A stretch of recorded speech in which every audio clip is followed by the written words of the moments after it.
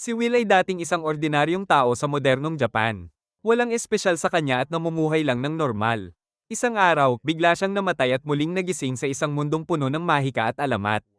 Pagmulat ng kanyang mga mata, natagpuan niya ang sarili sa loob ng isang abandonadong templo na papalibutan ng tatlong undead. Sa sobrang takot, napaiyak si Will, iniisip na baka napunta siya sa impyerno. Ngunit di nagtagal, nalaman niyang wala silang balak na saktan siya. Sa halip, inalagaan at pinalaki nila siya. Dahil dala pa rin ni Will ang isipan ng isang ganap na adulto mula sa dati niyang buhay, mabilis niyang natutunan ang wika ng mundong ito. Isang araw, dinala siya sa labas ng templo ng babaeng undead na si Mary, isang debotong mommy priestess. Doon niya unang nasalayan ang napakalinis at napakagandang mundo. Napaluha si Will at inisip na ito ay isang tanda mula sa Diyos para bigyan siya ng pagkakataong magsimulang muli at mamuhay ng makabuluhan. Bukod kay Mary na nagsilbing ina sa kanya, dalawa pa ang tumulong sa pagpapalaki kay Will. Ang una ay si Gus, isang istrikto, sarkastiko, at mukhang pera na multo na dati palang isa sa pinakamagagaling na wizard noong nabubuhay pa siya. Siya ang nagturo kay Will ng mitolohiya ng mundo at kung paano gumamit ng mahika sa pamamagitan ng words of creation. Ang ikatlo ay si Blood, isang makapangyarihang skeleton warrior at nagsilbing ama-ama ang figura kay Will. Siya ang humubog sa kanya upang maging isang mahusay na mandirigma at isang desenteng tao. Masaya ang buhay ni Will kasama ang kanyang undead na pamilya kahit ramdam niyang marami silang itinatagong lihim. Gayunpaman, hindi siya naglalakas loob na magtanong dahil itinatago rin niya ang katotohanan tungkol sa dati niyang buhay. Pagkalipas ng maraming taon ng pagsasanay, sinabi ni na Blood at Gus na handa na si Will para sa tunay na karanasan sa labanan. Inutusan siyang humanda dahil haharap siya kay Blood na mas mabilis kaysa sa inaakala. Bago pa makasagot si Will, bigla siyang inatake ni Blood. Sa huling sandali, nakaiwas siya sa atake. Hinabol siya ni Blood, ngunit ginamit ni Will ang acceleration spell para makatakas. Habang tumatakas, lumikha siya ng tubig sa sahig na ikinadulas at ikinatumba ni Blood. Sinubukan ni Will na atali siya gamit ang Falling Spiderweb spell, ngunit agad itong hiniwa ni Blood at sa isang malakas na hampas ay naagawan siya ng sandata.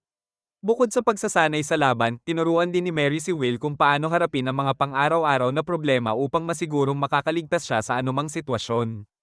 Isang araw, matapos ang pagsasanay, nakita ni Will si Mary na pumapasok sa templo ng Diyos ang si Mater, ang Diyosa ng lupa at buhay. Dahil bawal siyang manood ng kanyang pagdarasal, nanaig ang kanyang kuryosidad at sumilip siya sa loob. Doon niya nakita si Mary na nilalamon ng apoy. Agad siyang tumakbo papunta sa kanya. Sumisigaw at sinusubukang hilahin siya palabas ng apoy. Nasusunog ang kanyang mga braso hanggang sa bigla siyang mawalan ng malay. Nagising si Will sa kanyang silid na naroon ang tatlong undead. Umiiyak si Mary sa tuwa ngunit sinisisi ang sarili dahil sa kanyang kapabayaan. Humingi naman ng tawad si Will dahil sa kanyang pagiging sobrang mausisa. Doon ibinunyag ni Mary ang katotohanan na silang tatlo ay dating mga tao. Ngunit nang sila ay mamatay, hindi hinayaan ng kanilang matitinding emosyon na makatawid ang kanilang mga kaluluwa. Gumawa sila ng kasunduan sa Diyos ng mga undead upang manatili sa mundong ito bilang mga undead. Dahil dito, naging mga kaaway sila ni Mater, ang Diyosa ng lupa at buhay. Kaya tuwing sinusubukan ni Mary na magdasal sa kanya, siya ay nilalamon ng apoy. Sa kabila nito, patuloy pa rin siyang nagdarasal, gaya ng ginagawa niya mula pa noon. Nakiusap si Will kay Mary na payagan siyang magdasal kasama niya sa Diyosa ng lupa dahil gusto niyang maramdaman kung ano ang nararamdaman nito tuwing nagdarasal. Lumipas ang 5 taon mula nang mangyari ang insidenteng iyon at ngayon ay 13 taong gulang na si Will. Walang tigil ang kanyang pagdarasal sa mga Diyos at nagawa pa niyang magmeditasyon sa harap nila ng 5 araw na sunod-sunod nang hindi nangangailangan ng pahinga o pagkain. Lalong humihirap ang mga aral niya kay Gus, ngunit patuloy pa rin niyang sinusubukang matutunan ang lahat ng ito. Habang si Blood naman ay araw-araw pa ring sinasanay siya. Isang araw, sinubak siya ni Blood sa pamamagitan ng pagpapalaban sa kanya sa isang totoong undead na demonyong kanyang nahuli. Medyo kinakabahan si Will, ngunit sa isang perpektong galaw lamang ay napatay niya agad ang undead. Lubhang nagulat si Blood dito at pabirong nagyabang si Will na isa siyang henyo. Sandaling nag-isip si Blood at sinabi kay Will na malamang ay handa na siya para sa tunay na karanasan. Isinama niya si Will sa isang abandonadong lungsod at ipinaliwanag na ilang dekada na ang nakalipas. Ang lugar na ito ay dating masigla at puno ng mga tao at duwende, ngunit matapos ang isang malaking sakuna na pumatay sa lahat ng naninirahan dito, mga undead na lamang ang natira. Dinala ni Blood si Will sa loob ng isang lagusan at iniwan siya roon, sinabing kailangan niyang mabuhay at makalabas mag-isa. Bago pa makapagsalita si Will, biglang naglaho si Blood matapos patayin ang ilaw. Nalito si Will ngunit nagpatuloy siyang maglakad at gumamit ng mahika upang lumikha ng liwanag. Hindi nagtagal ay nakasalubong niya ang isang grupo ng undead skeleton at madali niya itong nilipol. Pagkatapos ay nagpatuloy siya hanggang sa pagliko sa isang sulok ay nakita niya ang isang mas malaki at mas malakas na undead skeleton na may hawak na sibat. Saglit siyang natakot, ngunit naisip niya kung ano ang gagawin ni Blood sa ganitong sitwasyon at napagtanto niyang hindi ito kailanman tatakbo palayo sa problema. Hinarap ni Will ang kalaban at sinugod ito, ngunit naiwasan ng undead ang kanyang atake at sinubukang gumamit ng mahika. Nagulat si Will, ngunit dahil sa kanyang matalas na pandama ay nanullify niya ang spell at hinampas ang ulo ng kalaban. Nabali ang kanyang espada sa proseso, ngunit sapat na iyon upang mapabagsak ang undead. Pinulot ni Will ang sibat ng kalaban at napagtantong isa itong mahiwagang sandata na gawa ng mga duwende. Habang nagpapatuloy siya, pakiramdam niya ay malapit na siya sa labasan, ngunit bigla niyang naramdaman na may nasa likuran niya. Paglingon niya, nakita niya si Gus. Tinanong niya kung ano ang ginagawa nito roon, ngunit nanatiling tahimik at seryoso si Gus habang nakatitig lamang sa kanya. Kinilabutan si Will at naramdaman niyang may mali. Tinanong niya kung isa ba itong pagsubok. Ngunit bigla na lamang lumikha si Gus ng isang stone golem na umatake sa kanya. Mabilis na umatras si Will at agad sinaksak ang golem sa katawan, dahilan upang ito'y mawasak. Sinundan pa ito ni Gus ng pag-atake gamit ang mga lumilipad na bato. Tumakbo si Will habang umiiwas at patuloy na nino-nullify ang iba pang mga magic trap na ginagamit ni Gus. Ngunit nagsimulang magsabay-sabay ang mga spell ni Gus at hindi na ito kayang sabayan ni Will. Nadapa siya at bumagsak at pagtingin niya pataas ay nakita niyang naghahanda na si Gus para sa panibagong pag-atake. Natarante si Will, iniisip na hindi ito ang paraan ng pagkamatay na gusto niya, lalo na hindi sa kamay ng taong itinuturing niyang mahalagang guro. Ipiniikit niya ang kanyang mga mata at nagpasya na kung kinakailangan, papatayin niya si Gus. Sinugod niya ito at itinarak ang sibat patungo sa kanya, ngunit huminto ito ilang pulgada lamang bago tumama sa kanyang katawan. Nanginig ang mga kamay ni Will at nahulog ang kanyang sibat. Sinabi niya kay Gus na itinuturing niya itong parang lolo at gusto lang niyang malaman kung bakit niya siya gustong patayin. Tumingala siya at sinabi na kung talagang papatayin siya ni Gus, handa niyang tanggapin ang kamatayan dahil mas pipiliin niyang mamatay kaysa saktan ang kanyang pamilya. Hindi napigilan ni Will ang kanyang sarili at tuluyan siyang napaiyak. Ngunit biglang nagbago ang tono ni Gus at masigla nitong sinabi na sa tingin niya ay sobra na ang inabot ng aral na ito at napakahusay ng ginawa ni Will. Nakahinga ng maluwag si Will nang mapagtanto niyang hindi talaga siya gustong patayin ni Gus, ngunit alam din niyang hindi ito simpleng pagsubok lamang at may itinatago talaga si Gus. Inihatid siya ni Gus palabas ng dungeon at sabay silang bumalik sa kanilang tirahan. Nagpasya si Will na itago muna kina Mary at Blood ang nangyari sa pagitan nila ni Gus. Kalaunan, tinuruan siya ni Gus kung paano suriin ang kanyang sibat at nalaman ni Will na kaya nitong maglabas ng liwanag kapag inutusan at kaya rin itong humaba o umiiksi dahil sa mga mahikang ukit na nakalagay rito. Mula noon, madalas nang bumalik si Will sa mga lagusan ng abandonadong lungsod kung saan kayanan niyang harapin ang mga halimaw ng madali at mangolekta ng mga piraso ng baluti tuwing may pagkakataon. Halos tinihil na rin ni Gus ang pagbibigay ng mabibigat na aral dahil naniniwala siyang sapat na ang mga natutunan ni Will. Isang gabi, tinawag ni Gus si Will sa kanyang silid at sinabi na bago pa siya mag-15 taong gulang, malamang na haminin siya ni Blood sa isang seryosong duelo. Gusto ni Gus na matalo si Will sa paraang hindi mapapansin ni Blood na sinadya ito. Nabigla si Will at tinanong kung bakit niya kailangan gawin yon, ngunit sinabi ni Gus na isa itong lihim na hindi niya maaaring ipaliwanag. Naiinis si Will sa hilig ni Gus sa pagtatago ng mga bagay at malinaw niyang sinabi na kung hindi nito sasabihin ang dahilan, hindi siya tutulong. Sa mga sumunod na buwan, sinagad ni Will ang pagsasanay sa kanyang katawan hanggang sa dumating ang araw ng duelo. Naghihintay na si Blood at agad nagsimula ang laban ng sabay nilang bunutin ang kanilang mga espada. Inatake ni Blood si Will ng sunod-sunod na mabilis at malalakas na hampas na halos depensahan lang ni Will. Napawrong siya, ngunit bigla siyang sumugod. Ibinangga ang espada ni Blood para makakuha ng puwersa sa pagtalon at sinaksak ito sa dibdib. Napatras si Blood at kahit nagulat sa hindi inaasahang atake, itinapon niya si Will at isinuksok ang kanyang espada sa pagitan ng mga tadyang nito. Tinapos ni Blood ang laban sa pamamagitan ng pagtutok ng isa pang espada at pinilit si Will na tanggapin ang pagkatalo. Agad na tumakbo si Mary papunta kay Will at tinanong kung ayos lang siya, saka pinagalitan si Blood dahil ipinangako nitong hindi na niya muling gagamitin ang kanyang mga tadyang para ipitin ang espada ng kalaban. Matapos ang mahabang sermon, umupo silang tatlo at sinabi ni Blood kay Will na maganda ang ipinakita niya kahit hindi niya ito natalo. Nagpasalamat si Will kina Mary at Blood at tinawag silang mama at papa na ikinatuwa nilang dalawa. Pagkatapos nito, sinabi ni Blood na wala na siyang espesyal na teknik na maituturo, ngunit ibinigay niya kay Will ang isang lilang espada at sinabi na isa ito sa pinakamalalakas na Demon Blade. Sumagot si Will na hindi naman niya napanalunan ang laban, ngunit sinabi ni Blood na ito ay tanda ng kanyang pagiging independent. Ipinaliwanag niya na ang espada ay tinatawag na Demon Sword Overeater, isang sandatang kinatatakutan maging ng mga Diyos. Bukod sa napakalakas nito, mayroon din itong kakayahang lifesteal kung saan gumagaling si Will sa tuwing nasasaktan niya ang kalaban gamit ang espada.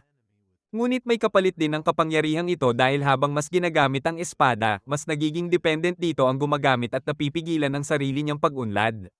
Napagtanto ni Will ang kapangyarihan at panganib ng espadang iyon at nangako siyang magiging maingat sa paggamit nito. Pagkatapos nito, napagdesisyonan ni Blood at Mary na ibunyag na sa wakas ang mga lihim na matagal na nilang itinatago at sinimulan nila ang kwento mula sa pinagmulan. Noong sinaunang panahon, nagkaisa ang lahat ng Demon Lord upang sakupin ang mundo. Sa pamumuno ng isang napakasama at malupit na demonyo na kayang lumikha ng mga Demon Soldier at General mula sa sarili niyang dugo at laman. Ang demonyong ito ay tinawag na High King at siya ang may hawak ng Demon Sword Overeater. Sinadya niyang saktan ang sarili upang lumikha ng hukbong demonyo, at pagkatapos ay papatayin ang iba upang pagalingin ang sarili. Sa pagsasanib ng dalawang kakayahang ito, nasakop niya ang buong kontinente, simula sa lungsod na nawasak na malapit sa kanila.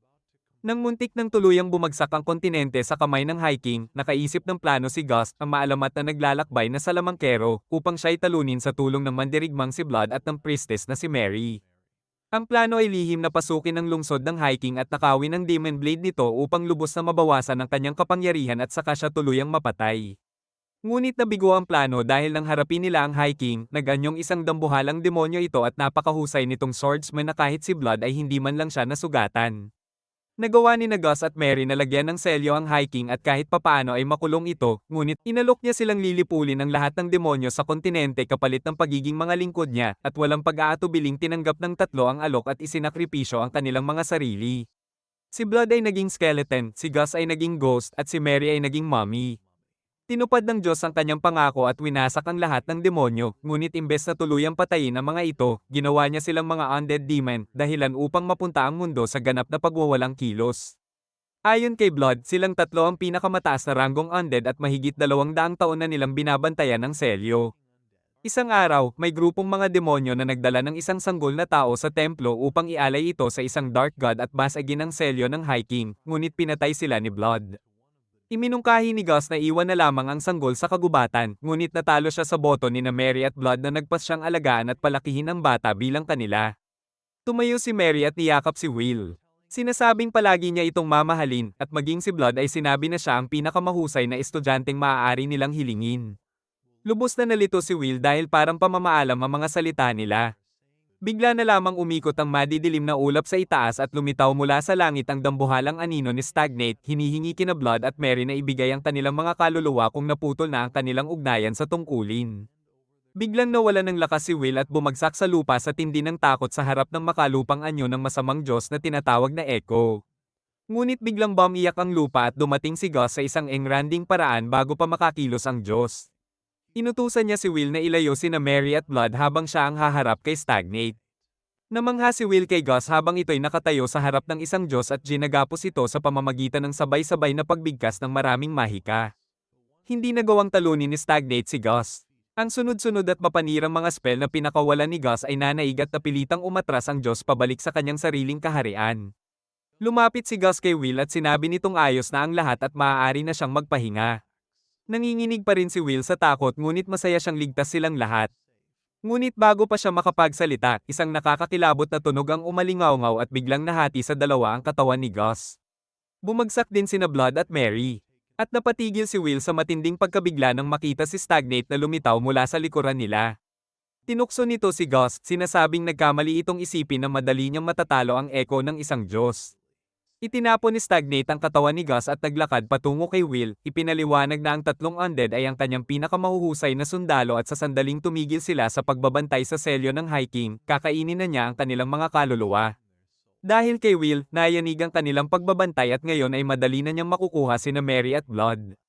Kahit patuloy pa ring pinipilit ni Gus na gampanan ang kanyang tungkulin. Napaluhod si Will nang marinig ito. Inalok siya ni Stagnate na sumama sa kanyang hukbo upang mabuhay siyang masaya kasama ang kanyang pamilya, at binigyan siya ng palugit hanggang kinabukasan upang magpasya bago ito tuluyang maglaho. Wasak na wasak si Will at isa-isa niyang binuhat ang tatlong undead pabalik sa loob. Doon niya napagtanto na ginawa ni Gus ang lahat upang manatiling nakatali ang kanyang mga kaibigan sa kanilang tungkulin at iligtas ang kanilang mga kaluluwa. Ngunit hindi nito nagawang saktan ng sariling estudyante. Sinisi ni Will ang kanyang sarili sa pagiging makasarili at sa pagdadala sa kanila sa ganitong kapalaran. Umiiyak siya habang iniisip na bigo niya ang kanyang mga magulang sa nakaraang buhay at maging ngayon ay siya pa rin ang sanhi ng paghihirap ng mga mahal niya.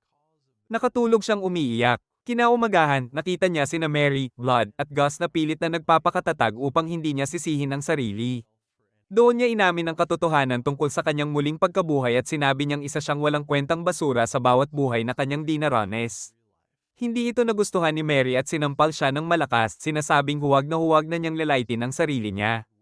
Natauhan si Will at tumayo, idineklara na poprotektahan niya silang lahat. Pumunta siya sa templo at nagdasal sa mga Diyos bago humarap kay Stagnate na naghihintay ng kanyang sagot. Tiningnan ni Will si Stagnate sa mata at malinaw na sinabi na hindi siya gagawa ng anumang kasunduan at tatalunin niya ito anuman ang mangyari.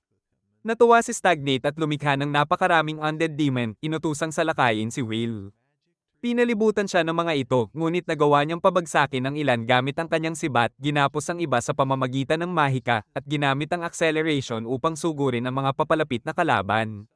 Ikinagulat ng masamang Diyos. Gayunpaman, napakarami pa rin ng mga demonyo at nasugatan si Will sa patuloy na laban. Biglang pinahinto ni Stagnate ang pag-atake at sinabing kahanga-hanga si Will, saka muli siyang inanyayahan na sumali sa kanyang hukbo bilang isang general upang mamuhay ng masaya kasama ang kanyang pamilya magpakailanman. Nag-alinlangan si Will, at saka ibinuhos ni Stagnate ang sarili niyang dugo sa isang kopeta at inialok ito sa kanya. Sa ikinagulat ng lahat, lumapit si Will sa Diyos habang nakatitig sa baso. Ngunit bigla niyang hinugot ang Demon Sword Overeater at tinaga ang braso ni Stagnate. Lumitaw ang mga mahikang tinik mula sa espada at ginapos ang Diyos habang muli niya itong hiniwa, at nagsimulang maghilom ang kanyang sariling mga sugat. Ngunit bago pa niya maibigay ang huling hampas, biglang ginapos ang kanyang mga binti ng isang ahas na palihim na sumulpot sa likuran at siya'y kinagat. Sinubukan ni Will na tumayo ngunit tuluyan siyang nawala ng malay. Nagising siya sa isang napakatahimik at payapang banal na mundo na kakaibang pamilyar ang pakiramdam, ngunit hindi niya maalala kung bakit. Maya-maya, may isang napakagandang babae ang lumapit sa kanya at bigla niyang napagtanto na siya ang Diyosa ng liwanag at muling pagsilang na si Gracefield, ang Diyos ang gumabay sa kanya noong una siyang dumating sa mundong ito. Tinanong siya ni Gracefield kung bakit hindi niya tinanggap ang alok ni Stagnate.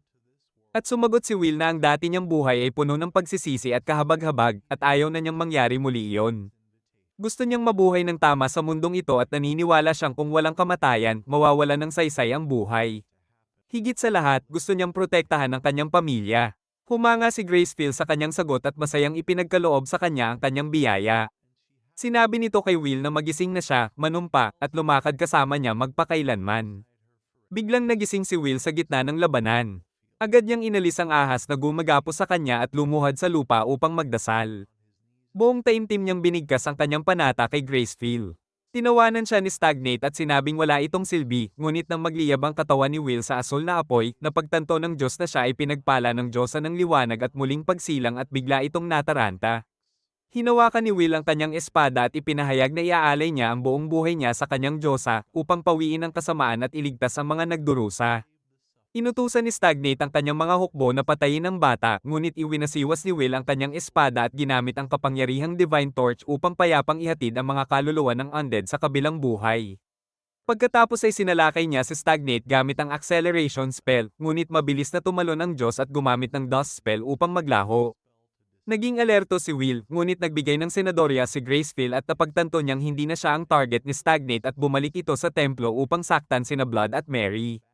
Mabilis na ginamit ni Will ang acceleration at tumakbo patungo sa templo, umaasang makakarating siya sa oras at magagamit ang biyaya ng kanyang guardian goddess upang ibalik ang kanyang pamilya sa siklo ng muling pagsilang. Pagpasok niya sa templo, nakita niya si Gus na ginagapos habang pinoprotektahan ni Blood si Mary mula kay Stagnate. Sinubukan niyang sumugod upang tumulong, ngunit napakalapit na ni Stagnate at alam niyang hindi siya aabot sa oras. Biglang may sumilay na matinding liwanag na nagtulak palayo kay Stagnate at nagpakita si Mater, ang Diyosa ng lupa, upang protektahan ang kanyang minamahal na tagasunod na si Mary na matagal na niyang pinatawad.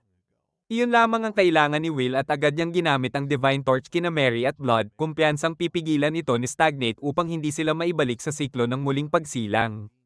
Tinapatan ni Stagnate ang banal na atake gamit ang sarili niyang kapangyarihan at sinamantala ni Blood ang pagkakataon upang salakayin siya mula sa likuran. Naiwasan ni Stagnate ang atake, ngunit bago pa siya makabawi, mabilis na sumugod si Will gamit ang acceleration. Sinubukan ni Stagnate na gumamit ng mahika, ngunit agad itong kinontra ni Gus. Sinaksak ni Will ang Diyos at itinulak ito sa pader, saka pinakawalan ang sunod-sunod na hampas gamit ang Demon Sword Overeater na pinahusay ng biyaya ni Gracefield. At tuluyang winakasan si Stagnate magpakailanman. Agad bumagsak si Will sa sahig sa sobrang pagod at nagmadaling lumapit ang tatlo sa kanya upang alamin kung ayos lang siya. Binati siya ni Gus at sinabing napakalaki na ng kanyang ipinanglakas. Masayang-masaya silang lahat sa kanyang nagawa at sinabi ni Gus na ipagdiriwang nila ito ngayong gabi. Sinubukan ni na Mary at Blood na tumayo at lumabas, ngunit bigla silang muli bumagsak sa sahig. Tinanong ni Will kung may mali ba, ngunit tila alam na ni na Mary at Blood ang mangyayari. Sinabi nila na dahil patay na si Stagnate at tuluyan na nilang nabasag ang kontrata nila rito, oras na rin ang kanilang kamatayan. Nabigla si Will at sinabi na dapat may iba pang paraan, ngunit mahinahon nilang ipinaliwanag na sa wakas ay makakapasok na sila sa siklo ng muling pagsilang at hindi niya dapat ikalungkot iyon. Napaiyak si Will dahil ayaw niyang iwan siya ng kanyang pamilya, ngunit sinabi ng kanyang mga magulang na huwag siyang maging makasarili. Hindi raw magiging madali ang hinaharap niya, ngunit kailangan niyang magsikap na maging mabuti at masaya sa kabila ng lahat ng pagsubok. Unti-unting iniwan ng kanilang mga espiritu ang kanilang mga katawan at nakita ni Will ang anyo nila noong sila'y nabubuhay pa. Bumalik si Gus na may dalang lumang alak at sabay-sabay nilang ipinagdiwang ang pagiging ganap na adulto ni Will bago tuluyang pumanaw ng payapa sina Blood at Mary. Nagdasal si Will para sa kanila habang ginagabayan ni Gracefield ang kanilang mga kaluluwa pabalik sa siklo ng muling pagsilang. Kinabukasan, inilibing ni Will ang kanilang mga katawan sa tuktok ng isang burol at sinabi sa kanila na malapit na siyang umalis sa isang paglalakbay at babalik siya hanggat maaari upang dalawin sila. Lumapit si Gus mula sa likuran at tinanong siya ni Will kung bakit buhay pa rin ito. Ipinaliwanag ni Gus na dahil hindi niya tuluyang sinira ang kanyang kontrata. May natitira pa siyang halos 10 taon bago siya tuluyang mawala at sa panahong iyon ay babantayan niya ang selyo ng hiking hanggang sa maging handa si Will na harapin ito. Pagkatapos ay ibinato niya kay Will ang isang sako na puno ng kayamanan at sinabing gastusin niya ito ayon sa gusto niya dahil wala na itong silbi sa kanya. Lubos ang pasasalamat ni Will dahil kakailanganin niya ang pera sa kanyang paglalakbay. Bumalik siya sa kanyang silid sa huling pagkakataon, nagbihis, inayos ang kanyang bag, at tuluyang nilisan ang templo. Sinamahan siya ni Gus hanggang dulo ng daan at nagpaalam, ngunit bago siya umalis ay sinabi nitong kailangan ni Will ng apelyido at pinangalanan siyang Will G. Merryblood bilang parangal sa kanyang undead na pamilya. Sinimulan ni Will ang kanyang paglalakbay, naglalakad sa kagubatan, pumapatay ng mga demonyo at nabubuhay sa mga pinreserbang pagkain na dala niya. Wala siyang nakikitang bakas ng mga tao. Kaya nang makakita siya ng isang pamayanan ay labis siyang natuwa. Ngunit pagpasok niya rito, napagtanto niyang isa pala itong abandonadong lungsod. Lumapit siya sa ilog at nagdasal kay Gracefield na ibalik ang mga kaluluwang gumagala roon sa siklo ng buhay. Kinabukasan, naglakad siya sa kahabaan ng batis sa loob ng gubat sa pag-asang makatagpo ng mga tao nang biglang may isang mailap na baboy ramo ang sumulpot mula sa mga palumpong at sinubukang salakayin siya. Mabilis na kumilos si Will at napatay ito sa isang hampas. Ngunit napansin niyang tinamaan na ito ng palaso, ibig sabihin ay may ibang tao sa paligid. Lumitaw ang lalaking bumaril sa baboy at tinutok ang kanyang sandata kay Will. Nag-isip si Will kung paano sisimulan ang usapan nang hindi mauuwi sa karahasan at napansin niyang mukhang isang elf ang mamamana. Binati niya ito sa sinaunang wikang Elvish. Nagulat ang mamamana at ibinaba ang kanyang sandata, nagpakilalang si Menel at sinabi na dapat sana ay kanya ang huling tira sa baboy. Gayunpaman, pumayag siyang magbahagi ng karne dahil si Will ang tumapos dito. Magkasama nilang kinatay at niluto ang baboy at bago kumain ay nagdasal muna si Will sa mga Diyos. Napangiti si Menel ng bahagya dahil tila hindi siya naniniwala. Matapos kumain, humingi si Will ng direksyon kay Menel at sinabing isa siyang adventurer na naligaw sa Southern Ruins. Sinabi ni Menel kay Will na may isang bayan sa ibabang agos ng ilog. Nagpasalamat si Will at tinanong kung maaari ba siyang sumama, ngunit mariing tumanggi si Menel at binalaan siyang huwag na huwag siyang sundan. Gumamit si Menel ng mahika at tumawag ng maraming engkanto upang liwanagan ang kanyang daraanan, saka siya tuluyang naglaho sa kagubatan. Pagsapit ng gabi, gumawa si Will ng apoy upang kumain bago matulog. Sa kanyang panaginip, nagpakita si Gracefield at ipinakita sa kanya ang mga pangitain ng pag-atake sa nayon ni Menel. Biglang nagising si Will at agad na tumakbo. Sinusundan ng mga bakas ni Menel upang balaan siya sa paparating na panganib. Sa wakas ay narating niya ang isang nayon at nakita niyang may ilang taong naglalakad-lakad at sa unang tingin ay tila wala pang nangyayari. Ngunit bigla niyang naramdaman ang paparating na pag-atake kaya mabilis siyang sumugod sa harapan ng mga tao upang salagin ang mga papasok na palaso. Doon niya napagtanto ang katotohanan na si Menel ang panganib. Muling nagpaputok ng mga palaso si Menel, ngunit naharangan ni Will ang lahat. Naalerto ang dalawang bantay at ipinatawag ang buong nayon dahilan upang mapilitang umatras si Menel at ang kanyang mga kasama. Gumamit si Will ng acceleration at hinabol sila, ngunit ginamit ni Menel ang mahika ng mga engkanto upang pabagsakin at sunugin siya. Gayunpaman, nalampasan ni Will ang mga ito gamit ang purong lakas. Sinugod niya si Menel, tinamaan ito ng malakas sa sikmura at pinabagsak, saka mabilis na ginapos ang natitirang mga salarin gamit ang kanyang web magic. Dumating ang mga taga-nayon at nagsimula ang pagtatalo. Isa sa kanila ang nagpasalamat kay Will at ipinaliwanag na ang lugar na ito ay tinatawag na Beastwoods at karamihan sa mga nakatira rito ay mga outlaw. Ang mga umatake ay mula sa kalapit na nayon at hindi nila alam kung bakit sila sinalakay dahil maayos naman ang ugnayan nila. Dumating ang pinuno ng nayon at nagpasalamat kay Will. Matapos makuha ang pangakong tutulungan niya sila kung muli silang manganganib, nagpa siya ang pinuno na imbestigahan ang mga raider upang malaman ang kanilang motibo. Pagsapit ng umaga, nalaman nila na ang nayon ni Menel ay winasak ng mga demonyo na nagkubkob at nagnakaw ng lahat ng kanilang pag-aari. Dahil dito, wala na silang ibang pagpipilian kundi ang manalakay ng mga karatig nayon upang mabuhay. Inamin ni Menel na siya ang nagplano ng pagsalakay at hiniling na siya lamang ang parusahan. Sa kabila ng simpatya, iniutos ng pinuno ng nayon ang kanyang pagbitay. Dito nakialam si Will at inalok na bayaran ang lahat ng pinsala gamit ang kayamanang ibinigay ni Gust, sinabing itinuro ng kanyang Diyosa na maging mahabagin at bigyan ng lahat ng pagkakataong magbago. Sa huli ay pumayag ang pinuno, pinalaya ang mga salarin, at binigyan ng kanlungan ang mga nakaligtas mula sa kabilang nayon na hindi nakilahok sa pagsalakay. Pagkatapos nito, hiniling ni Will kay Menel na akayin siya patungo sa mga demonyong sumaikop sa kanilang nayon upang talunin ang mga ito. Dahil iyon ang tungkulin niya bilang deboto ni Gracefield. Tinawag siya ni Menel na isang inosenteng tanga, ngunit nagpasalamat pa rin at itinuro ang direksyon patungo sa nayon ng mga demonyo. Sa tulong ng kahangahangang kakayahan ni Menel sa pagsubaybay at ng kanyang engkanto na mahika, mabilis nilang narating ang wasak na nayon na nababalot ng makapal na hamog. Inespiya ni Menel ang lugar at natuklasang nagsasagawa ng ritual na sakripisyo ang mga demonyo sa loob ng templo. Para kay Will, hindi naman ganoon kalaki ang banta ng mga kaaway na binanggit. Palihim siyang pumasok sa templo, agad pinatay ang isang demonyong nagsasagawa ng ritual, pagkatapos ay ginapos ang halimaw na tinatawag na Manacor gamit ang kanyang web magic at pinatay rin ang isa pang demonyo. Pagkatapos nito, pinatay din ni Will ang ikalawang Manticore habang sumali naman si Menel sa laban at nilipol ang mga bantay sa labas ng mapagtantong hindi pala ganoon kalakas ang mga ito. Matapos ang labanan, hinalughog nila ang buong nayon upang maghanap ng mga posibleng nakaligtas at ipinagdasal nila ang mga namatay, habang taimtim na nanalangin si Will kay Gracefield na gabayan ang kanilang mga kaluluwa sa kabilang buhay. Nagpasalamat si Menel kay Will at humingi ng paumanhin dahil inakala niya noon na isa lamang itong mayabang at mayamang bata na nalulunod sa sariling banal na biyaya. Pagkatapos nito, dinala ni Menel si Will sa kanyang adoptive na lola na naging isang makapangyarihang high-ranking ghost. Inakala ni Will na magiging mahirap itong kalaban, ngunit ganap na kontrolado ng matanda ang sarili at wala itong balak na lumaban. Gayunpaman, napansin agad ng lola na may ginawang kalokohan si Menel, dahilan upang tuluyan itong bumigay at umiyak, sinasabing wala siyang nagawa upang iligtas ang mga taga-nayon.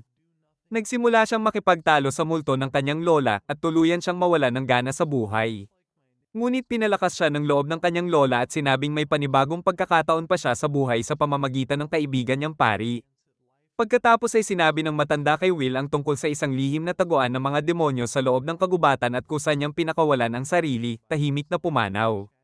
Nang makabalik ang mga taga-nayon at makita ang pagkawasak ng kanilang mga tahanan, dinala ni Menel si Will sa isang lugar at doon niya ikinwento ang kanyang nakaraan.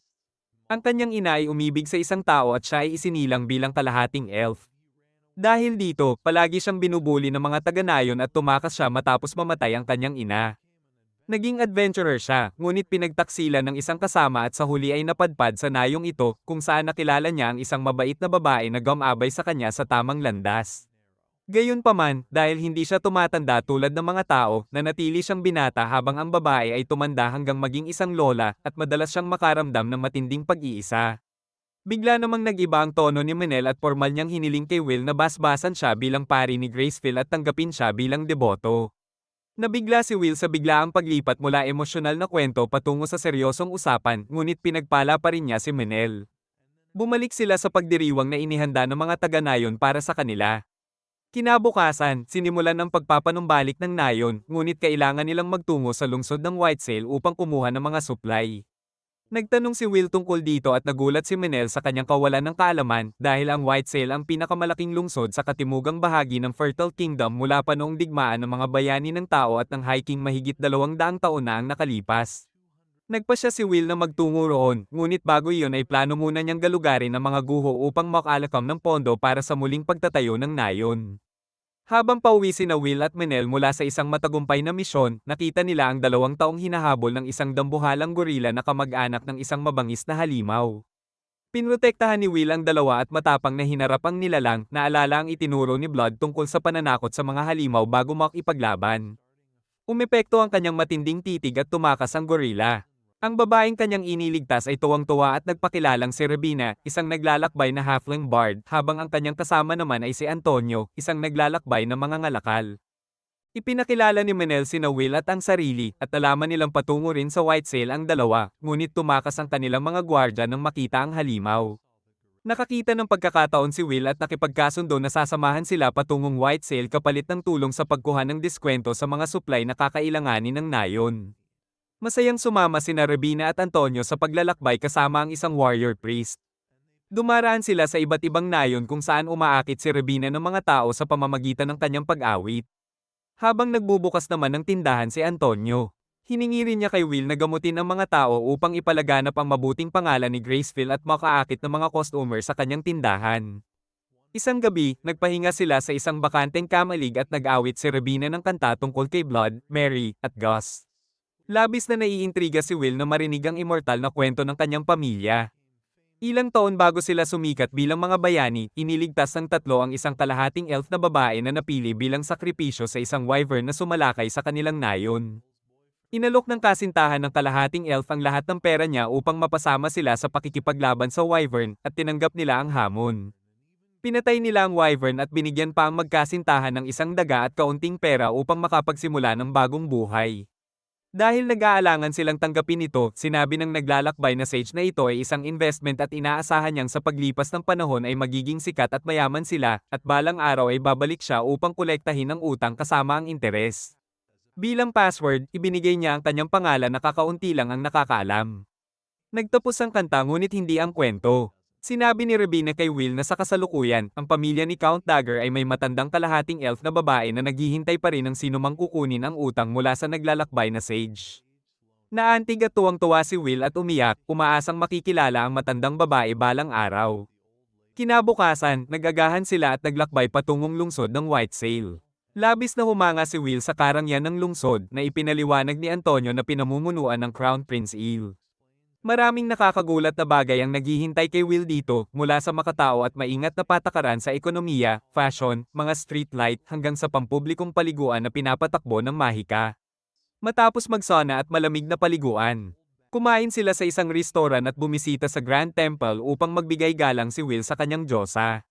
Pumasok siya sa templo mag-isa at humanga sa ganda nito hanggang sa makatagpo ng isang junior priest. Ipinaliwanag niya ang kanyang layunin na magbigay galang kay Graceville.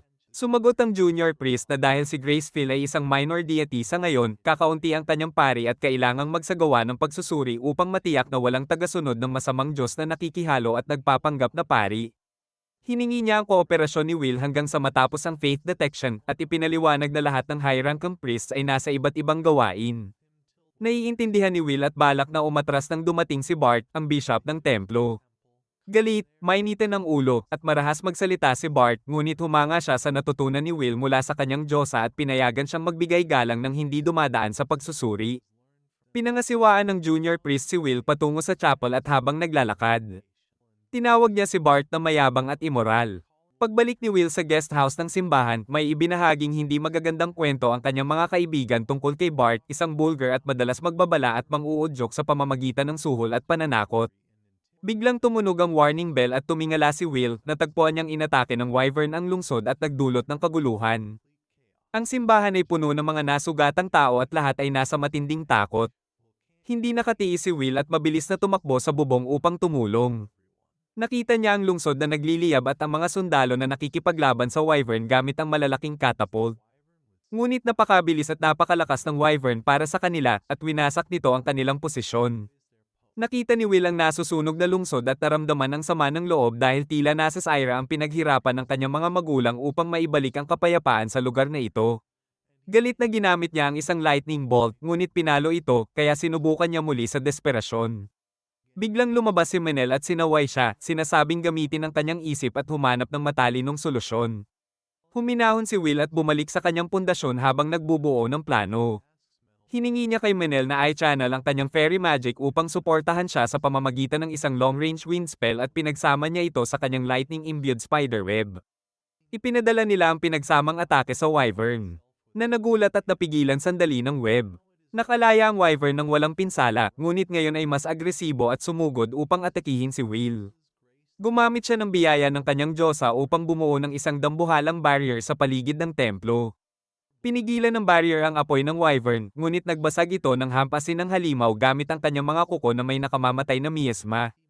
Gumamit si Manel ng wind magic upang itulak ang wyvern sa lupa, at ginapos ito ni Will gamit ang magic chains. Nilusob ng halimaw ang mga tanikala, ngunit mabilis na ginamit ni Will ang acceleration at sinaksak ito.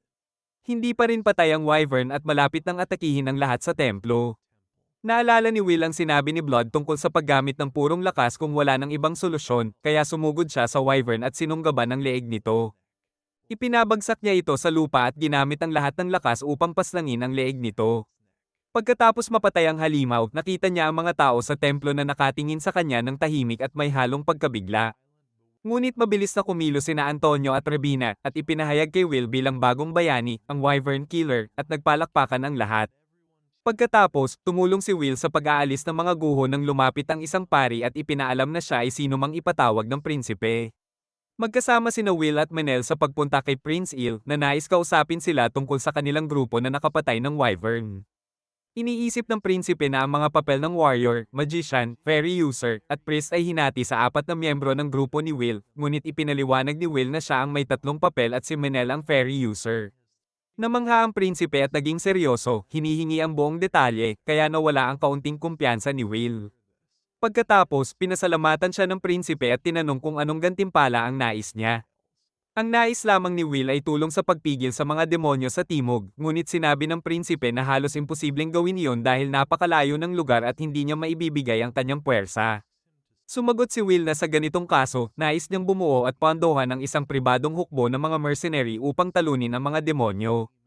Napakalaking kahilingan ito sa prinsipe, at sinabi niyang maaari na lang niyang patayin si Will sa puntong iyon dahil lumabis siya sa kanyang autoridad.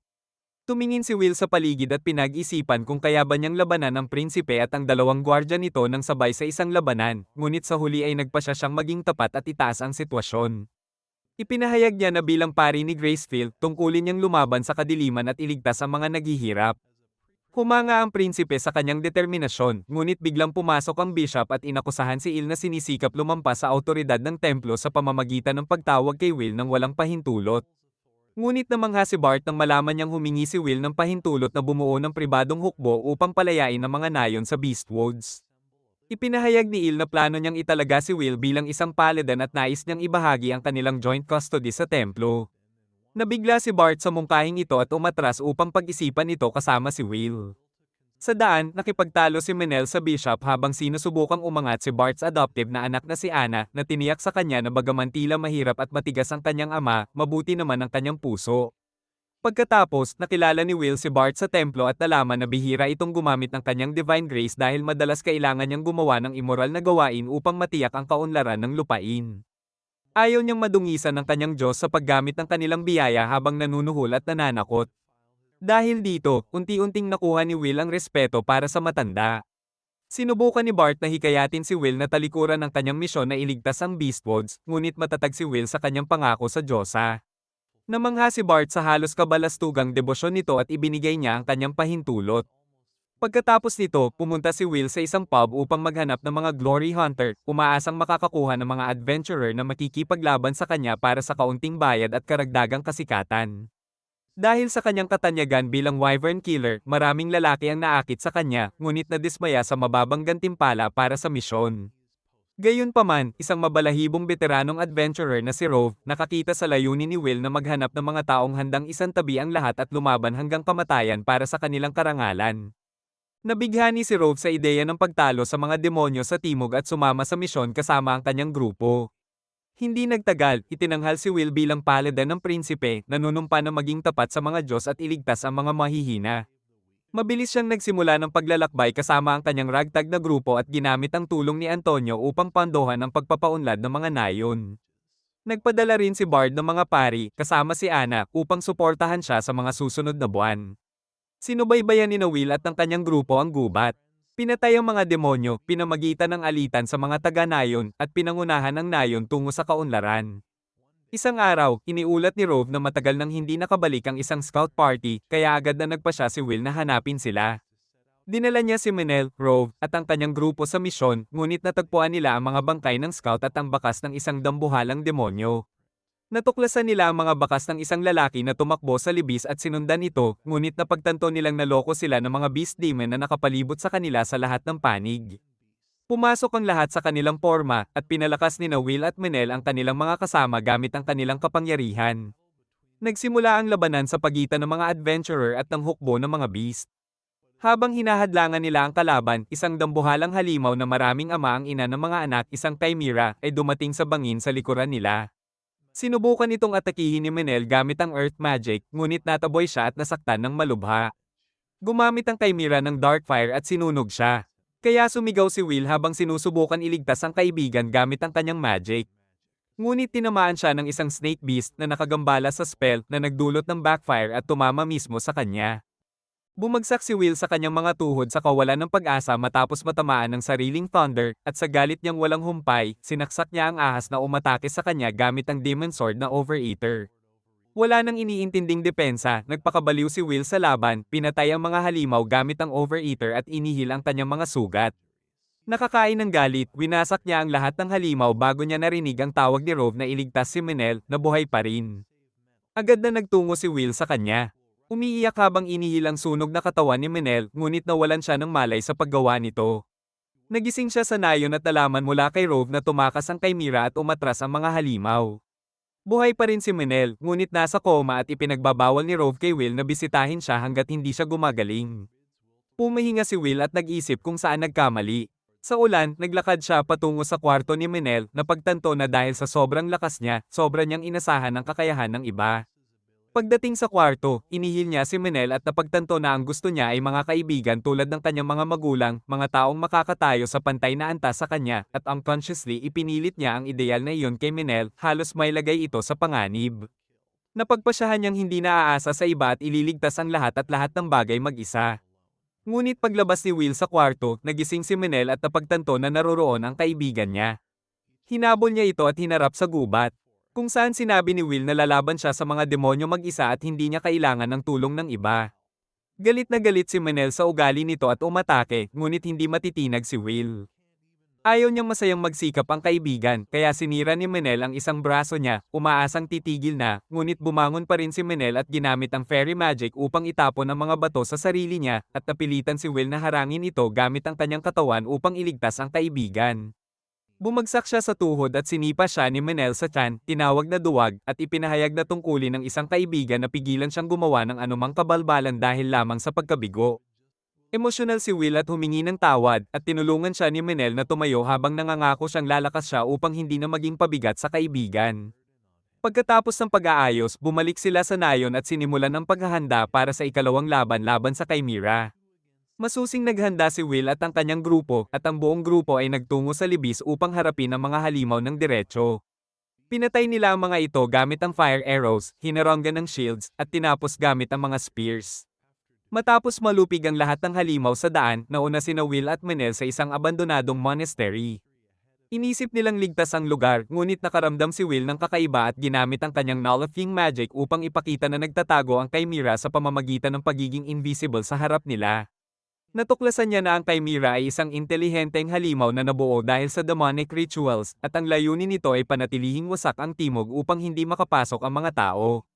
Sa ganitong paraan, mapapadali sa mga demonyo na sakupin ang City of the Dead nang walang paglaban at mapalaya ang kanilang hiking. Naglunsad ng biglaang atake ang Chimera kay Will na nakaiwas at sinaksak ang ulo nito.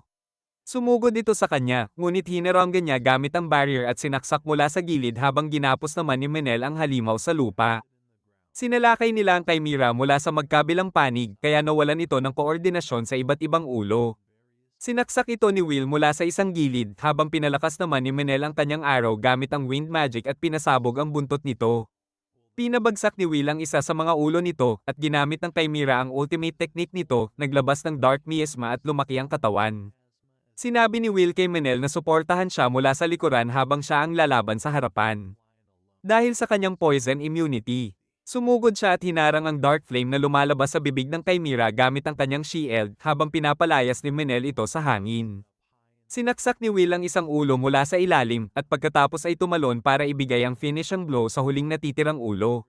Sa pagkatalo ng Chimera, nagplano sina Will at Menel na labanan ang boss demon sa loob ng monastery, ngunit pagpasok nila, natagpuan nila na nauna na si Rob at napatay na nito ang boss demon habang sila ay nakikipaglaban sa Chimera. Bumalik sila sa nayon at unti-unting naging mas masigla ito. Ipinahayag ni Menel kay Will na mas maraming tao ang darating ngayon na nawala na ang panganib ng mga halimaw at sinabi na maaari na siyang maging bagong Lord ng Beastwoods. Naguluhan si Will at tinawag siya ni Menel na bobo bago ipinaliwanag na dahil sa divine protection, suporta ng prinsipe at ng simbahan, at respeto at tulong ng mga tao, malinaw na siya ang magiging bagong Lord. Nagpanik si Will sa simula, ngunit mabilis siyang nakabawi at nagpasya na kaya niya ito sa tulong ng kanyang mga kaibigan. Pinangarap niyang ibalik ang City of the Dead at bisitahin ang mga puntod ng kanyang mga magulang. Sa paglipas ng 2 taon, naging Lord si Will ng Beastwoods at ngayon ay isang 17 anyos na kaakit-akit na binata na nakatira sa kabisera ng Torchport, tinatawag na Port of Light, na itinayo sa unang abandonadong lungsod na natagpuan niya ng lisanin ng kanyang tahanan. Habang hinahaplos niya ang ilang papel na napatent niya para sa proseso ng paggawa, pumasok si Menel sa opisina at naglakad sila sa lungsod.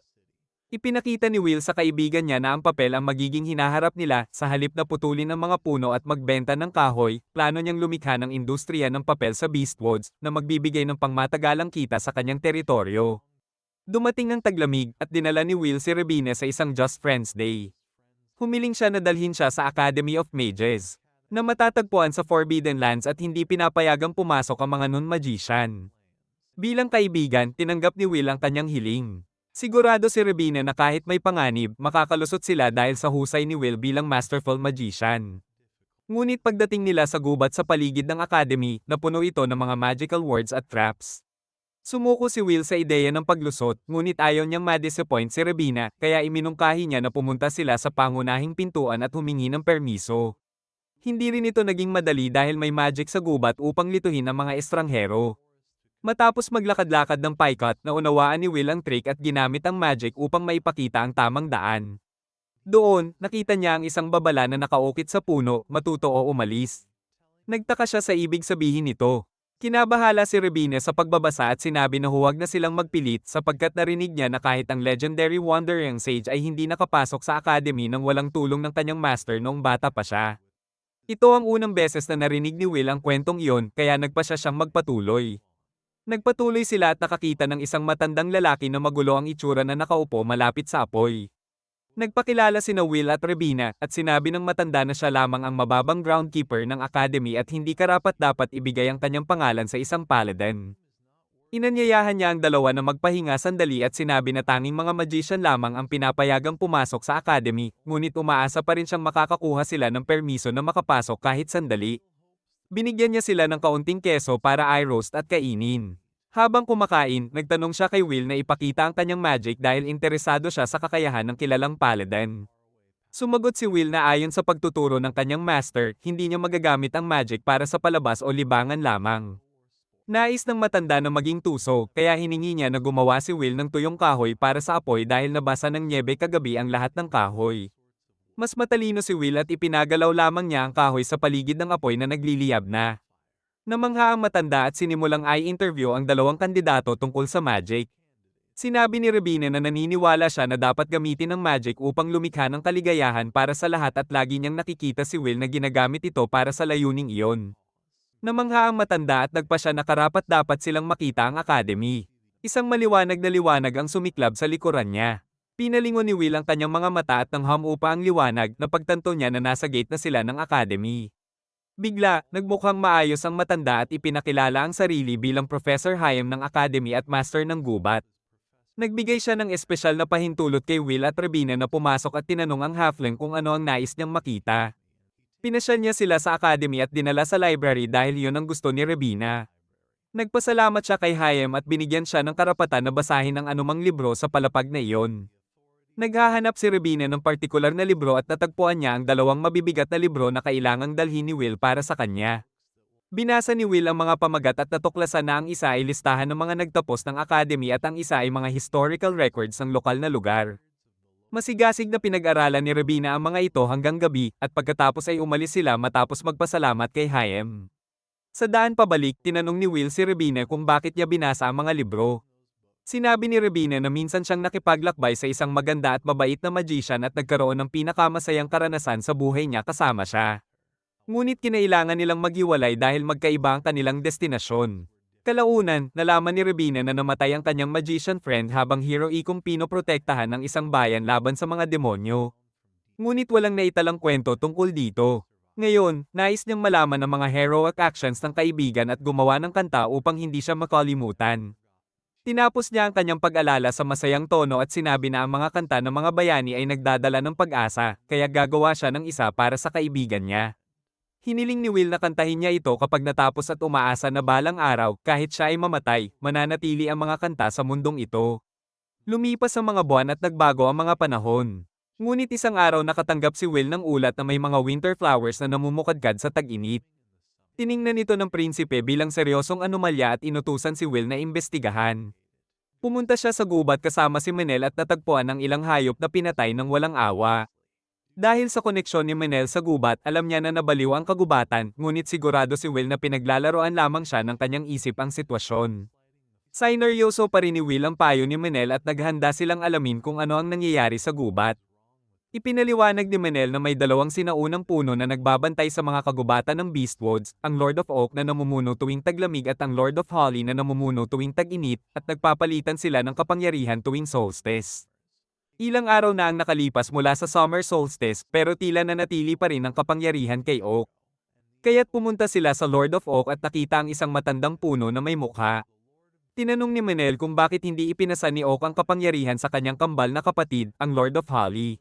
Sagot ni Oak, hindi tumutugon si Holly at ayaw tanggapin ang kapangyarihan. Alam ni Manel na kapag hindi nakaayon ng mga ruler sa panahon, nanganganib ang gubat. Nagboluntaryo siyang maging mensahero ng kagubatan at hiniling kay Oak na ipasa sa kanya ang kapangyarihan ni Holly. Nagbabala si Oak na hindi niya kakayanin at mawawasak ang kanyang kaluluwa sa loob ng isang buwan, pero tiniyak ni Manel na kakayanin nila ito ni Will.